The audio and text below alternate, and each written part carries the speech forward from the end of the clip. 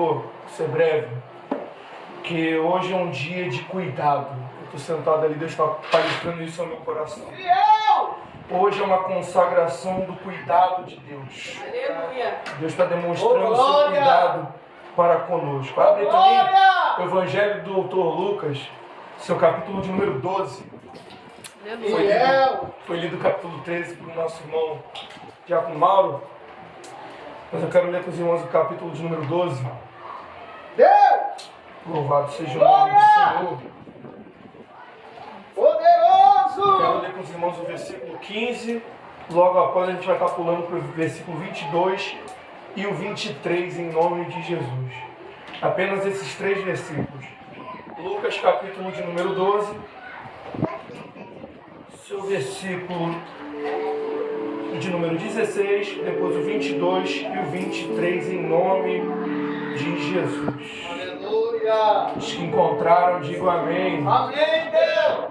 Louvado seja o nome do Senhor. Vou estar lendo para ganhar tempo. O verso de número 16 vai dizer assim. Verso de número 15. Então lhes disse: tende cuidado e guardai-vos de toda e qualquer avareza, porque a vida de um homem não consiste na abundância dos bens que ele possui. Verso 22. A seguir, dirigiu-se Jesus aos seus discípulos, dizendo: por isso eu vos advirto, não andeis ansiosos pela vossa vida, quanto ao que haveis de comer, nem pelo vosso corpo, quanto ao que haveis de vestir. Verso 23. Porque a vida é mais do que o alimento e o corpo mais do que as vestes. Louvado seja o nome do nosso Senhor. Eu estava sentado com Deus conversando, porque vindo para este lugar eu vim com 2 palavras em mente. Mas chegando aqui eu entendi o porquê dessas 2 palavras. Se a gente parar para refletir um pouquinho acerca da história da Bíblia, acerca da nossa própria vida, nós vamos enxergar, por menor que seja às vezes, que Deus nunca nos desamparou. Deus sempre esteve ao nosso lado. Em cada fase da vida, em cada acerto, em cada erro, Deus sempre esteve presente. E por sempre estar presente, ainda que de maneira imperceptível, Ele sempre demonstrou o seu cuidado. É por isso que, ao chegar aqui e falar com Deus, Ele falou: meu filho, hoje é uma tarde de cuidado. Aleluia! Porque eu preciso abrir os olhos do meu povo para que eles entendam que eu não demonstro o meu cuidado somente com grandes ações, Jesus, mas também nas pequenas coisas do dia a dia. Eu demonstro o meu amor, o meu carinho, o meu cuidado com eles. Eu estou ali sentado, refletindo, folheando, e Deus passeou comigo. Lembra de Abraão, meu filho? Eu falei: lembro, Senhor. Quando eu tirei Abraão da casa dos seus pais, de um lugar de conforto, de um lugar onde Abraão tinha tudo, rumo ao desconhecido a princípio, eu disse para ele: Abraão, sai, mas fica tranquilo. Meu Deus! Porque eu sou o teu Deus, sou o teu galardão. Eu não te deixarei faltar nada. Jesus, eu sinto a presença dele nesse lugar. E eu louvo e glorifico e exalto esse Deus, porque não precisa de casa cheia, não precisa de artifícios, não precisa de técnicas. Não. Quem está ligado sente a presença do Pai. Abraão, para o lugar onde eu vou te levar, eu vou fazer de ti uma grande nação. Eu vou abençoar quem te abençoar e vou amaldiçoar quem te amaldiçoar. E verdadeiramente, Deus cuidou de Abraão nos mínimos detalhes. Mas não só de Abraão, de Isaac, de Jacó, de todos os filhos de Israel. Só que quando eu meditava acerca de Lucas 12, Deus me fez parar em Ruth. Um ponto de parada, um ponto para refletir. Porque em um determinado momento o povo está estabelecido já, você conhece a história. O povo passa 40 anos no deserto, Moisés morre, Josué assume, faz o povo possuir a terra que Deus prometeu aos seus pais. Só que o texto vai dizer para nós que após a morte de Josué, instaura-se infelizmente um período em que Israel começa a pecar contra o Senhor. Deus levanta inimigos. Mas ao mesmo tempo, pela sua infinita misericórdia, Deus vai levantar juízes para governar o povo. E por que eu parei em Ruth? Deus me fez parar em Ruth. Porque o texto vai dizer para nós que no tempo em que os juízes governavam, capítulo 1, apenas o capítulo 1, uma crise vai bater a porta de Belém de Judá. O lugar onde emanava leite e mel, o lugar onde tinha provisão para o povo. Essa terra grande que foi repartida para cada tribo. Uma crise vai bater a porta. Infelizmente não se sabe a causa da crise. Se é por causa de pecado, se é por causa de algo natural, da natureza, não se sabe. Mas o que se sabe é que essa crise bate a porta. E agora uma família, no meio de uma crise, vai tomar uma atitude. Eu preciso sair da crise. Eu preciso fugir da fome. Oh, meu Deus! Aleluia! Eu preciso fazer algo para que a minha casa não pereça. Meu Deus. Aí o chefe da casa, você conhece o texto, Elimeleque, ele vai pegar sua esposa Noemi, vai pegar seus filhos e vai rumar em direção às terras de Moabe.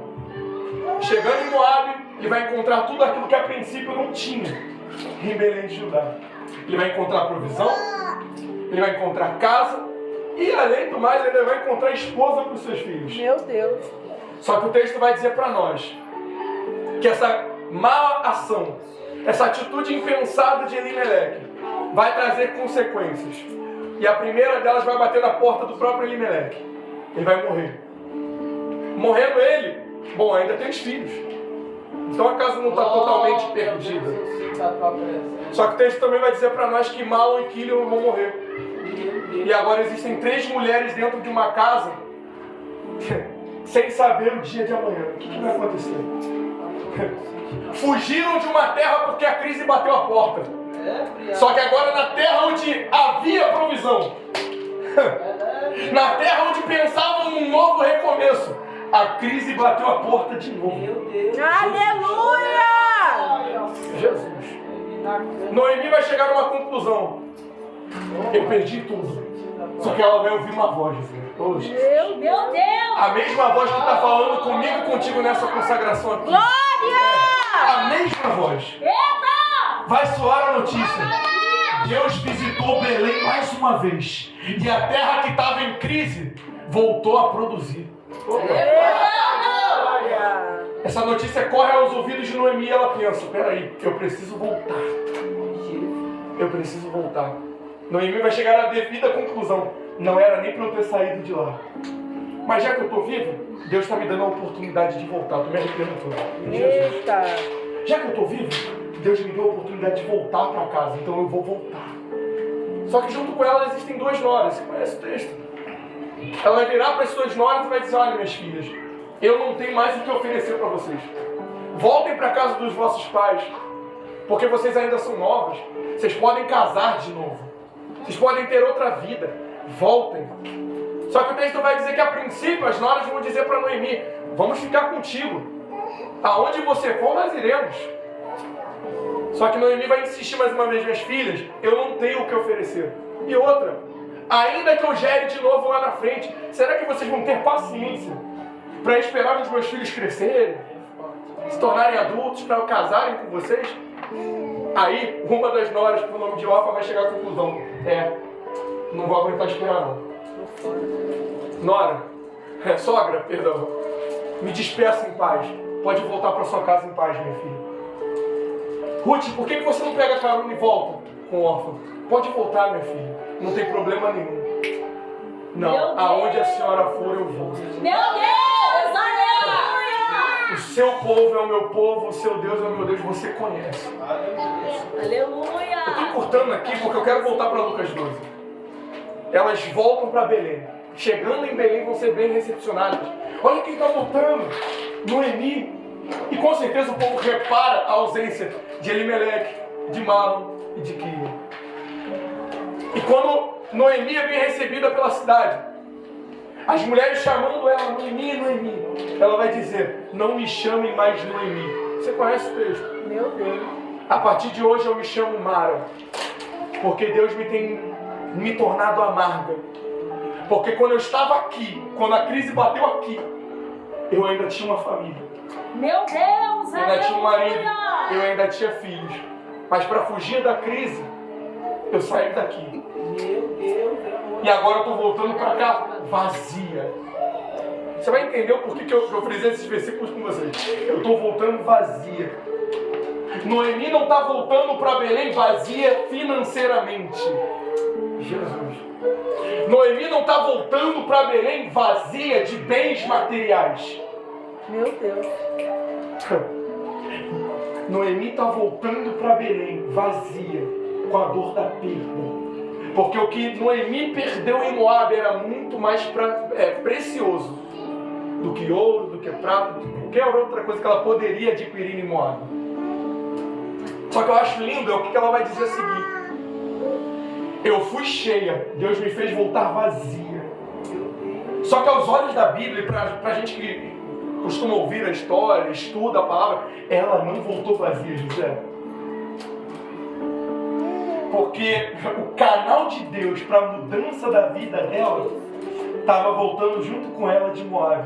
Meu Deus! Aleluia! Só que a dor da perda e a crise não fizeram com que ela enxergasse Jesus.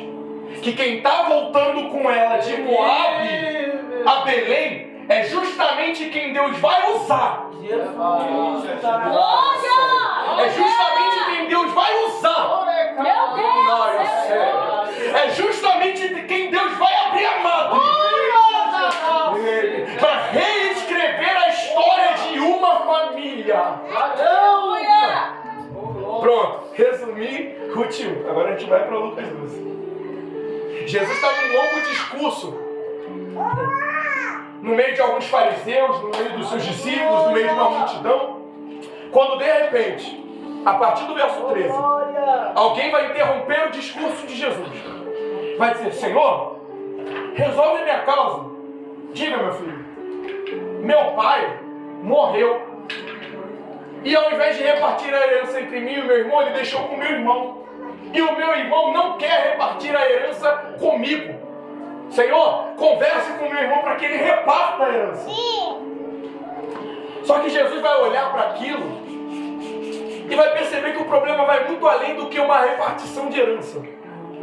Jesus vai entender que o problema ali é muito maior do que de repartir bens financeiros, do que simplesmente repartir aquilo que o pai deixou. Não, o problema é maior. E Jesus ele vai começar dizendo o que nós lemos no verso 15. Tomem cuidado e guardai-vos, ou se guardem, de toda e qualquer avareza. Pronto, problema identificado. Não era repartição de bens, era avareza o problema. Tomem cuidado, porque a vida do homem é muito mais do que a abundância dos bens que ele possui. Aleluia! Glória a Eu Deus! repito o que eu falei aqui sobre Noemi. Noemi está achando que ela está voltando vazia, porque em Moab ela perdeu marido e filhos. Só que ela não está voltando vazia. E Jesus aqui, através dessa situação, ele vai ensinar algo muito valioso. Que a vida é muito mais valiosa do que aquilo que nós podemos ter na face dessa terra. Aleluia! Aí ele vai contar uma parábola rápida, como era de seu costume.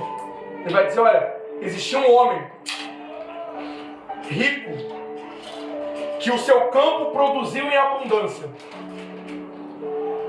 Vendo que o seu campo produziu, ele vai dizer: olha, o que eu vou fazer para recolher esses frutos? Porque o meu celeiro já está cheio. Aleluia! Glória a Deus! Só que a terra produziu, a terra frutificou. Eu preciso fazer algo para guardar os frutos da terra. Já sei. Eu já sei o que eu vou fazer. Eu vou destruir o meu celeiro e vou construir um outro muito maior, capaz de comportar todos os frutos, os que já estão dentro do celeiro e os que a terra produziu. Ideia boa, genial. Aleluia! Ele só não contava com um porém. Ele só não contava com uma coisa, porque às vezes a gente é assim. A gente planeja tudo. Eu sei como é que eu vou fazer, da forma que eu vou fazer. Desse jeito! Eu preciso disso, daquilo para fazer, para executar. Eu só estou dependendo disso ou daqui para começar a fazer. Só que a gente não conta com uma coisa. É que a vida aqui na Terra ela é um sopro. Jesus, mas é vida. Ela é passageira. Tá falando. Jesus. A vida ela é passageira demais. Ela é um sopro. Hoje nós acordamos. Mas quem sabe o dia de amanhã? Quem sabe daqui a algumas horas? Alguns minutos? Ninguém sabe. Aí o texto vai dizer para nós que enquanto ele pensava no que ia fazer, ele ouve uma voz dos céus que diz: louco, Oh, meu Deus. esta noite te pedirão a tua alma. E o que você tem preparado, para quem ficará? Ele está planejando, ele está pensando no que fazer, ele chega a uma conclusão, mas antes de executar a ideia, É verdade. Deus diz para ele: hoje à noite eu te pedirei a tua alma. Nossa, Meu Deus. E enquanto você matutava, Oh, enquanto você planejava o que faria com os recursos daqui, eu te pergunto, para quem vai ficar isso? Isso me faz pensar. Porque às vezes a gente se preocupa Oh, tanto meu Deus, tu tá aqui, varão. em possuir, em ter, em adquirir, em conquistar. Só que nos esquecemos, repito, que a vida é um sopro. Jesus ele vai concluir a parábola dizendo: assim é aquele, verso 21, que entesoura recursos para si, ou tesouros para si, mas não é rico para com Deus. Não entendi, vou te explicar. Vamos lá. O problema nunca foi os frutos. Nunca foi a terra produzir. O problema foi alguém que estava com o celeiro cheio demais e não quis compartilhar. Obrigado. Não era mais fácil se o objetivo era pegar o que a terra produzia e guardar no celeiro? Não era mais fácil pegar o que já estava dentro do celeiro e compartilhar?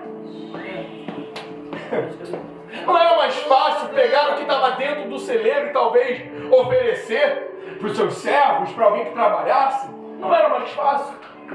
Só que aí está o mal do homem, em querer ter demais, É verdade. em querer possuir demais. Coisas que não nos levam para o céu, mas nos prendem aqui. Jesus ele termina essa parábola dizendo, esse verso 21, dizendo que o problema não está em juntar tesouros. O problema é como está a tua conta lá no céu. O que tu tem juntado no céu? Aí tá. Esse é o mal daquele que entesoura recursos para si, mas não é rico para com Deus. Isso me faz refletir. Certa feita, um homem chamado Salomão, Olha, Jesus. no capítulo de número 2 de Eclesiastes, um livro bastante famoso, ele vai pensar consigo: eu sou rei, eu tenho poder, eu tenho autoridade, eu tenho governo, mas eu não estou alegre. Eu preciso me alegrar. Eu preciso fazer algo para encontrar alegria. Já sei, já que eu tenho poder, eu tenho governo, eu tenho autoridade, nada mais justo do que eu fazer aquilo que eu quero para conseguir alegria. Então, peraí, como rei, como alguém de posses, nada mais justo do que eu ter tudo aquilo que eu quero. Se eu quero servos, eu tenho dinheiro para comprar servos. Tenho, da melhor qualidade. Se eu tenho recursos, por que não viajar? Se eu tenho recursos, por que não comprar aquilo que eu quero? Se eu tenho poder para realizar, por que não plantar aquilo que eu quero? Se eu tenho poder, se eu posso fazer, por que eu não vou fazer? Simples, eu vou fazer aquilo que me dá vontade, porque eu posso. Só que ele vai olhar para tudo aquilo que ele pôde fazer, para tudo aquilo que sua mão alcançou, e ele vai chegar a uma conclusão: eu fiz tudo aquilo que eu queria fazer. Eu plantei o que eu quis plantar, eu edifiquei o que eu quis edificar, Olha! eu conquistei o que eu queria conquistar, eu possuí o que eu queria possuir, mas isso não me tem proveito algum. Eu não me sinto mais alegre por isso, porque isso me faz pensar que quando eu partir, isso não é palavra do pregador não, é palavra, tá, gente? quando eu partir, isso tudo vai ficar. E outra, quem vier depois de mim, o que vai fazer de diferente do que eu já não tenha feito? E outra, pro mesmo lugar que eu vou, o pobre também vai, o tolo também vai. Então do que me vale ter conquistado tudo que eu conquistei, se no fim da vida, Jesus, Oh, Deus. o pensamento de alguém que ainda não tinha conhecido a Cristo, eu vou para o mesmo lugar, mas você conhece Ele, e você sabe que diferente daqueles que não conhecem, diferente daqueles que não exercem a fé, diferente daqueles que não procuram viver uma vida santa diante dele, não iremos para o mesmo lugar. Assim é o homem, verso 21, que entesoura riquezas para si, mas não é rico para com Deus. Essa palavra ela tem me confrontado alguns dias,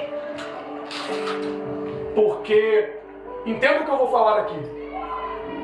Deus não quer que você viva uma vida, desculpa a expressão da palavra, mas é uma verdade, uma vida miserável. Não. Ele não quer te impedir de conquistar. Ele não quer te impedir de realizar sonhos, metas, objetivos. Ele só quer que você abra os olhos para entender que você não pode perder o foco, Jesus, daquilo que é o mais importante na tua vida. Porque tem gente, meu amigo, como foi dito aqui na oportunidade da minha irmã, tem gente que procura ter tudo, mas não tem paz. Ao deitar à noite se revira e não consegue dormir. Mas para refletir, para pensar. Talvez você não tenha tudo o que quer, mas você não consegue dormir. Deus! Talvez você não coma os melhores alimentos que a terra pode te proporcionar, mas não te falta comida na mesa, Jesus. Talvez você não se vista com roupas de marca. Meu Deus! Ai, é sério. Glória! Mas o Pai não te deixa nada. Glória! Só que infelizmente as coisas deste mundo, Jesus, Eita, Jesus! tem cegado a nossa visão a tal ponto que por não ter aquilo que queremos, pensamos, Deus não tem cuidado de nós. Eita! Caramba! Que por não ter aquilo que almejamos, pensamos, Deus não me ama. Só que entenda que o cuidado de Deus vai muito além de te dar exatamente aquilo que você quer ou aquilo que você espera.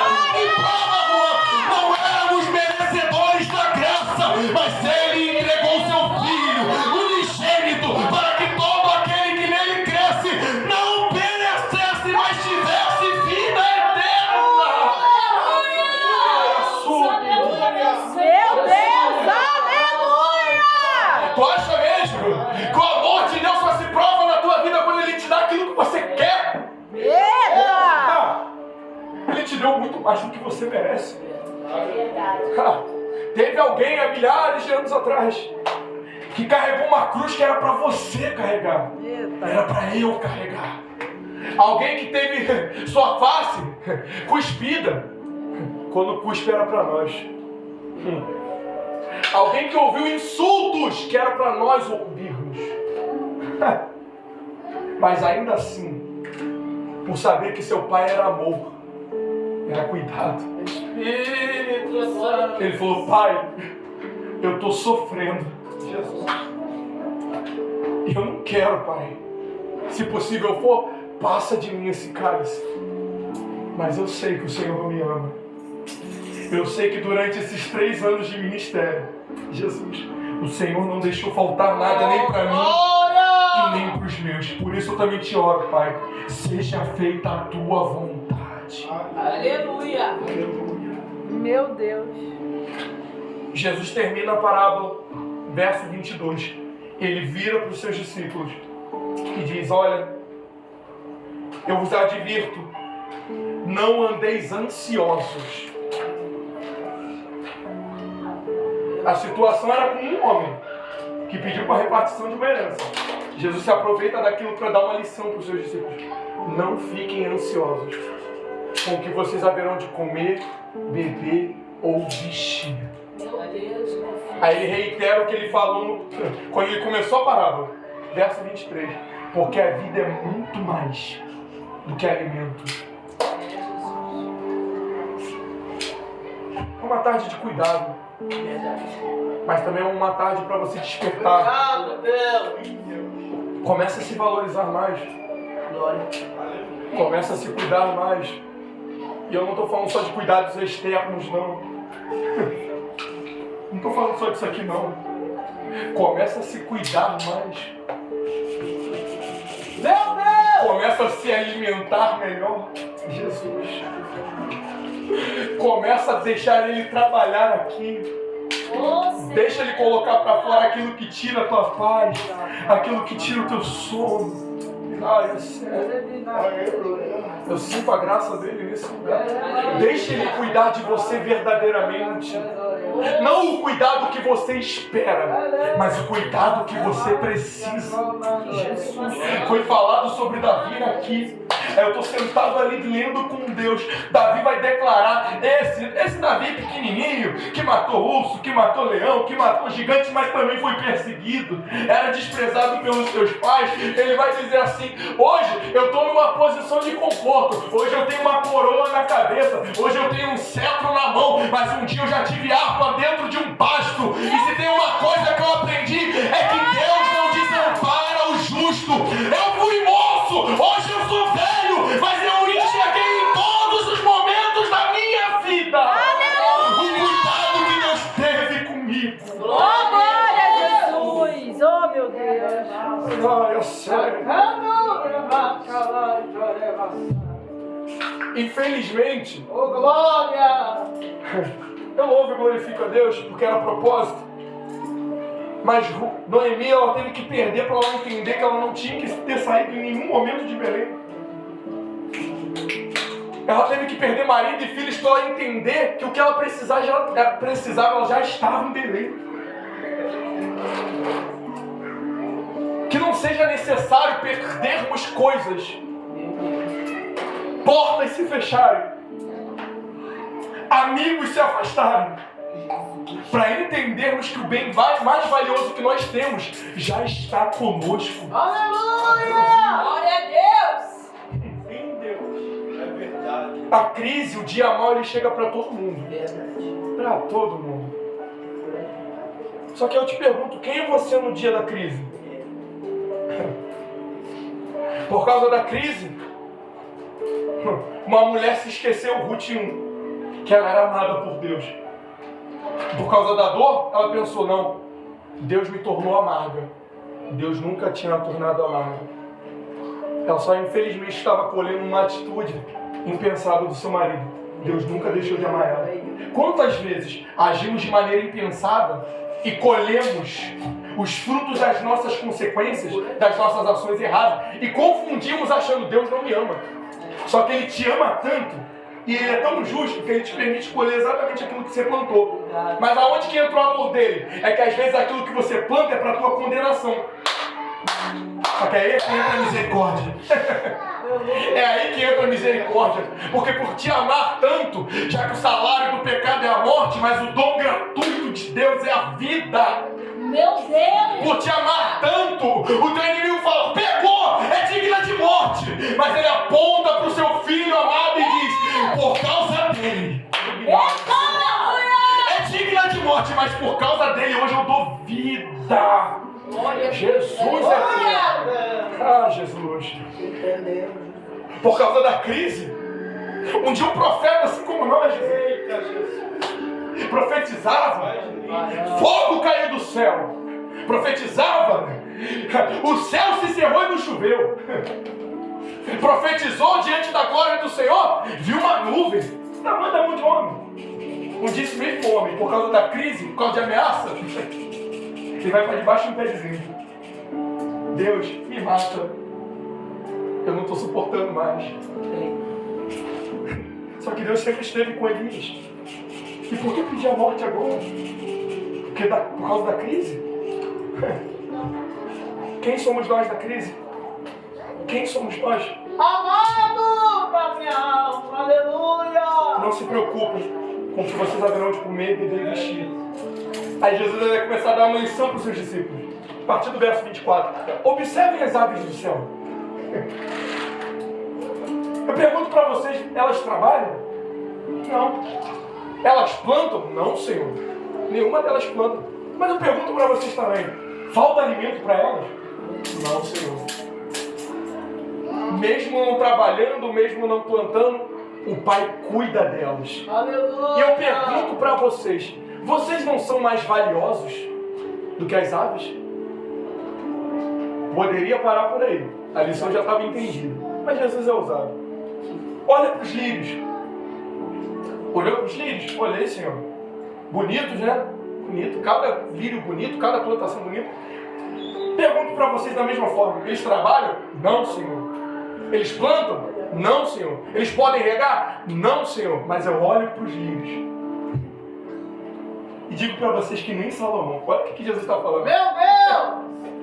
Jesus está pegando de referência um dos maiores reis que Israel já teve. Um homem de grande sabedoria. Está dizendo, nem Salomão se vestiu como esses lírios que vocês estão vendo aqui. Talvez para muitos, ih, Jesus está maluco. Que isso? Como assim? Meu Deus! Salomão, rei, tinha tudo o que queria, como está escrito em Eclesiastes 2. Como assim não se vestiu?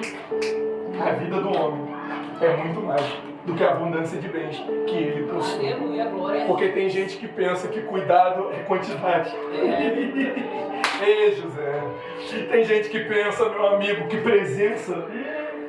Meu Ei, José. É por isso que eu amo estar nessa casa, Elisandro. Por isso que eu amo estar nessa casa. É por isso que eu gosto de vir aqui. Porque não precisa forçar, não precisa de artifício, não precisa de nada. Porque esse é um lugar que valoriza a presença. E a